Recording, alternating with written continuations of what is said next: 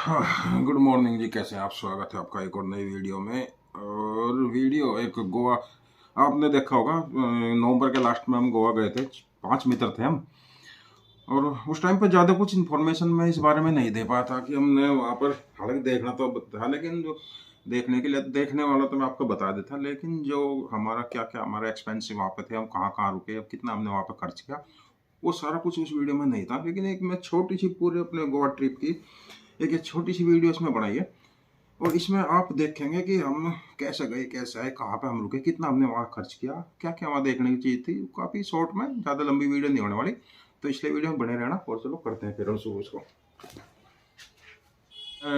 हमने ट्रेन थी, हाँ, तो ट्रेन थी हमारी 12/432 टीवीसी राजधानी, जो कि जाती है त्रिवेंद्रम के लिए। और मडगांव हमारी डेस्टिनेशन थी, जहाँ पर हमें ट्रेन को हमने छोड़ा था।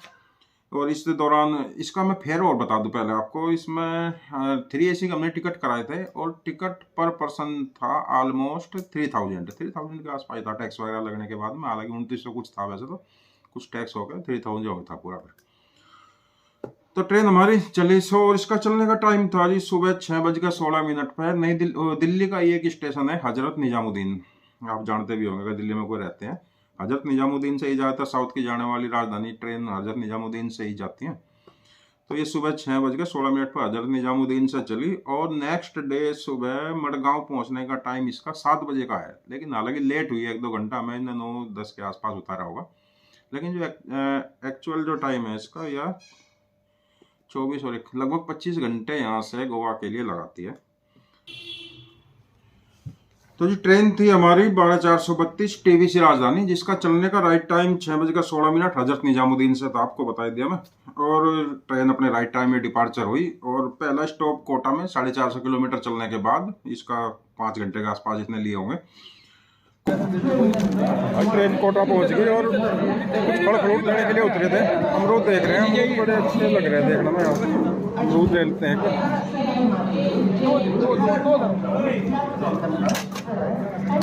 उसके बाद फिर रतलाम, बड़ोदरा। हाँ, बड़ोदरा में जब हम पहुंचे तो बड़ी तेज बारिश थी बड़ोदरा में, और वहीं पर हमने पहली बार बड़ोदरा में वड़ा पाव भी टेस्ट किया। लो जी, ट्रेन पे बड़ोदरा पहुंच गई, लेकिन बारिश बड़ी तेज हो रही है यहाँ पर। देखते सामने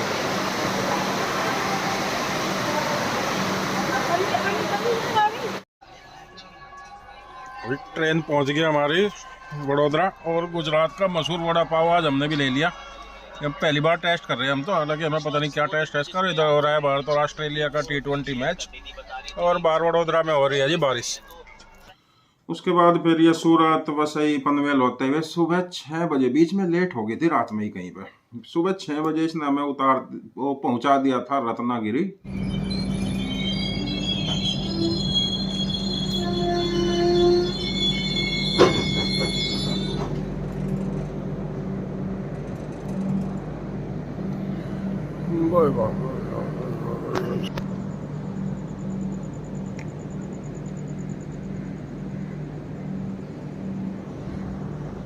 तो लो जी, गुड मॉर्निंग। तो ट्रेन में हमारी एक और मॉर्निंग हो चुकी है जी। सुबह के बज गए 6, और हम हैं अभी रत्नागिरी रेलवे स्टेशन। सुबह के 6 बज गए, और हमारा सफ़र अभी लगभग 200 किलोमीटर के आसपास और बच रहा है। हमें जाना है अब मडगांव।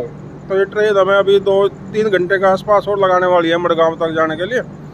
रत्नागिरी के बाद तो फिर 2-3 घंटे का रास्ता आगे बचता है, और 9-9:30 के आसपास हम अपनी डेस्टिनेशन मडगांव जंक्शन उतर गए थे इस ट्रेन से।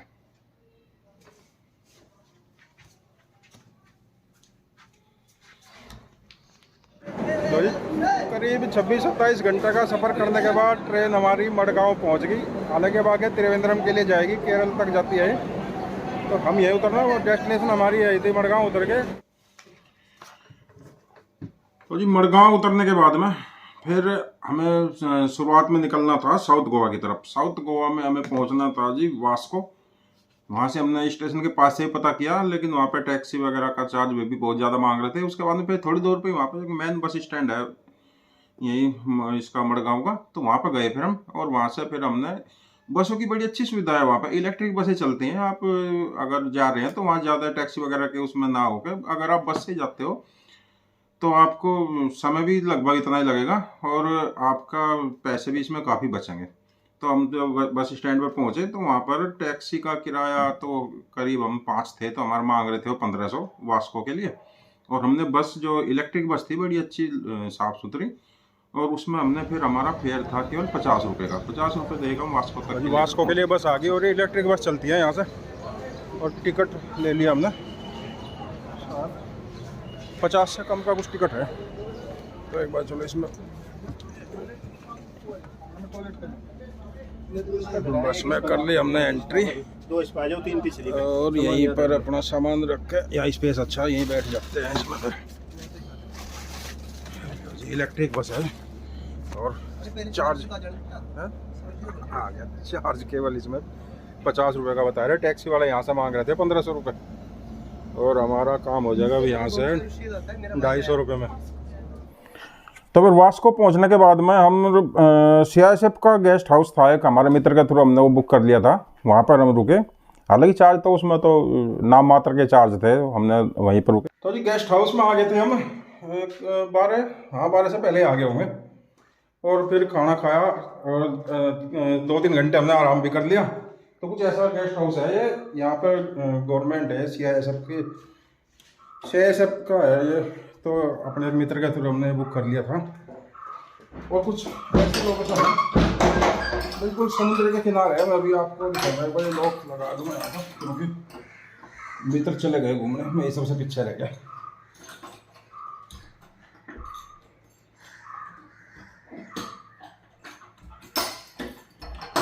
जी लोग तो लगते हैं, और यहाँ से देखो आप, बड़ा पुराना सा है लेकिन यूनिक, बड़ी अच्छी लोकेशन है आगे। बड़ा रुके पास में बिल्कुल समुद्र था वहीं पे, बड़ी अच्छी यूनिक सी लोकेशन वहाँ पे थी। और फिर वहीं पर रहे हम काफ़ी देर।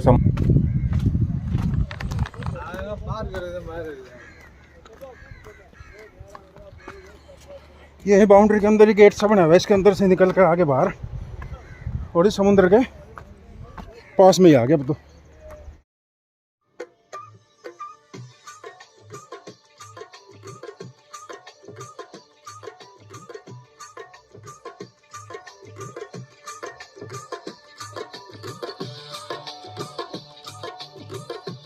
और फिर उसके बाद में हम बैना बीच गए, करीब 3 किलोमीटर के आसपास यहाँ से होगा। बैना बीच के पास में गए हम, हमें शाम वहीं पे होगी। फिर वापस हम वापस इसी अपने गेस्ट रूम में आए। 2-2.5 किलोमीटर पैदल तो चलना पड़ा, लेकिन इस बीच पे पहुँच गया अब हम।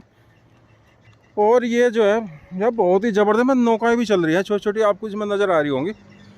और शाम का समय हो गया, सामने लाइट भी जलनी शुरू होगी इधर तो।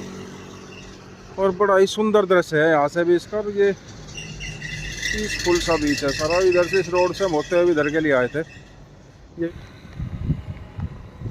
तो नहीं, बैना बीच का भी अंगम दृश्य एक बार फिर देख लो आप। इधर नीचे तो हम इसमें गए नहीं, तो अभी चल रहे हैं फिर वापस। 3-4 किलोमीटर की वॉकिंग हो गई हमारी। बिल्कुल शुद्ध वातावरण, बहुत अच्छी ठंडी ठंडी हवा चल रही है, मौसम हो रहा है बड़ा अच्छा। तो वो इधर का है बैना बीच का सारा दृश्य। लाइट जल गई सड़क पे भी, इधर भी। फिर नेक्स्ट मॉर्निंग में हम सुबह नॉर्थ गोवा के लिए निकले। यहीं से भी हमने टैक्सी बुक नहीं की, अपनी इलेक्ट्रिक बसें चलती हैं यहीं से ही। अपनी हमने बस ली और नॉर्थ गोवा में कलंगूट के लिए भी बस ली थी हमने, कलंगूट बीच के लिए। उसका भी फेयर लगभग 50 रुपये ही था। 50 रुपये में हम, यानी कि 250 रुपये हम वहाँ तक चले गए। वहीं पर दिवासा रेस्टोरेंट था कलंगूट बीच के बिल्कुल वॉकिंग डिस्टेंस पे। वहीं पर हमने रूम लिया। रूम विद इंक्लूडेड था ब्रेकफास्ट उसमें, और ये पड़ा हमको 4000, ऑलमोस्ट 4000 था। थोड़ा हालांकि और कम करा लिया था हमने। फिर 4000 पर नाइट के हिसाब से हम वहाँ पे उसमें रुके।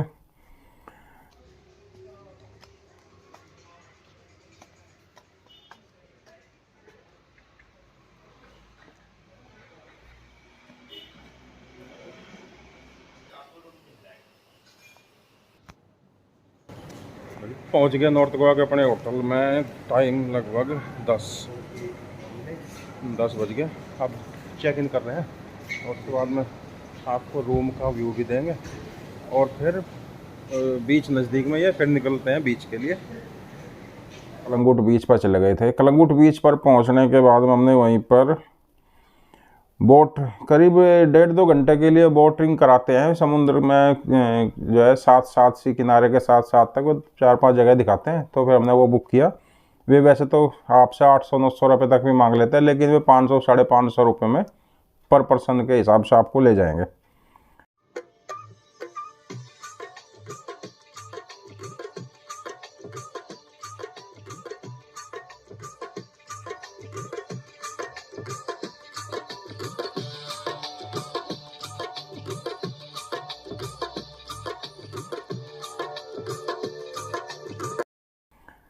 हमने भी वहीं पर 550 रुपये पर पर्सन के हिसाब से वो कर लिया। सबसे पहले हम डॉल्फिन पॉइंट देखने के लिए गए।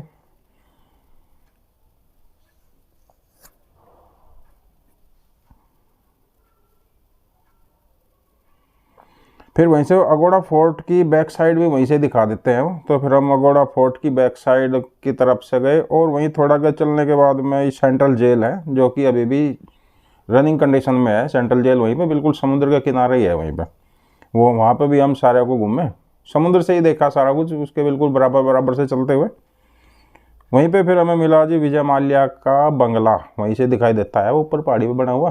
पता नहीं अब तो उसमें कौन रहता है कौन नहीं, लेकिन विजय माल्या का बंगला भी वहीं पे ही है। ये सामने दिखाई दे रहा है, इसे बता रहे विजय माल्या किंगफिशर वाले, उनका बंगला बता रहे हैं इधर। और फिर वापस आने के बाद में समुद्र के किनारे वहीं पे ही हम बैठे और सूर्यास्त तक, सनसेट होने तक हम वहीं पे समुद्र के किनारे ही रहे। काफ़ी इंजॉय किया।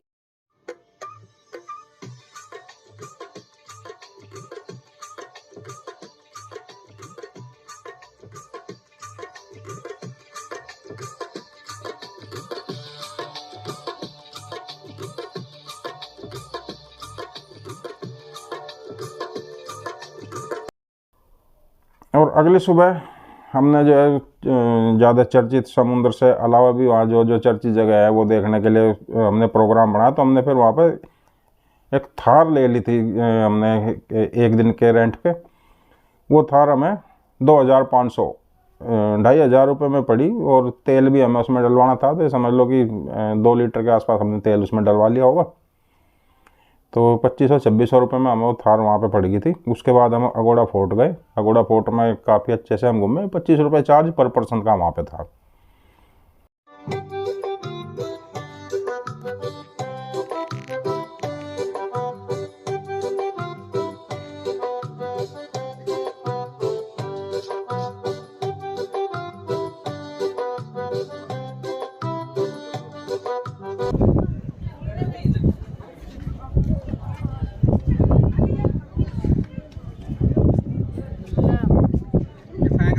उसके बाद हम देखने के लिए गए जी चर्च बड़ी अच्छी चर्च है वहाँ पे। अगर आप जाते हो तो चर्च जरूर देखें, सी कैथेड्रल चर्च, और वहीं पे उसके अंदर ही गिरजाघर, संग्रहालय।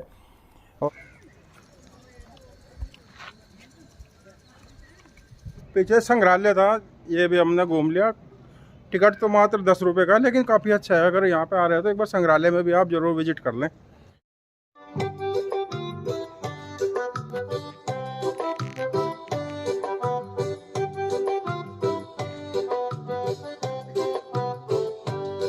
और बेसिलिका चर्च, ये सब हम वहाँ देखने के बाद में शाम को फिर हम वापस कलंगूट बीच पर ही आकर खूब सारा एंजॉय किया। काफ़ी कुछ वहीं पे हमने घूमा फिरा, मौज मस्ती, अपने रनिंग सभी ने मिलकर हमने अपने रनिंग के भी छोटे छोटे वीडियो काफ़ी वहाँ पर शूट किए।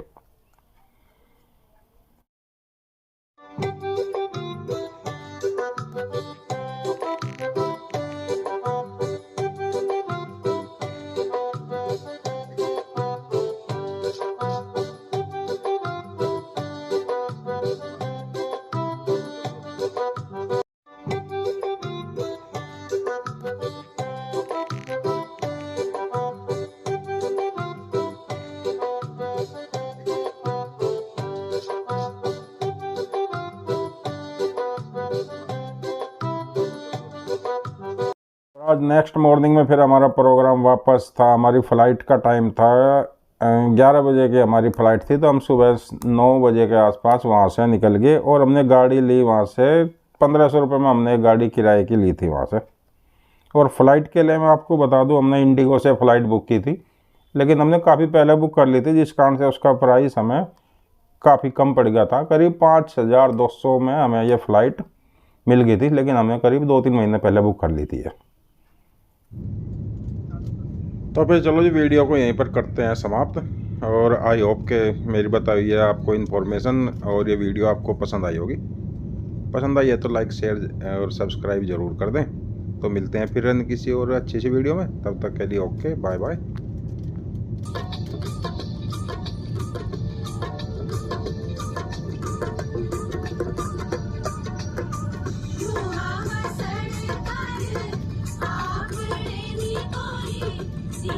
आप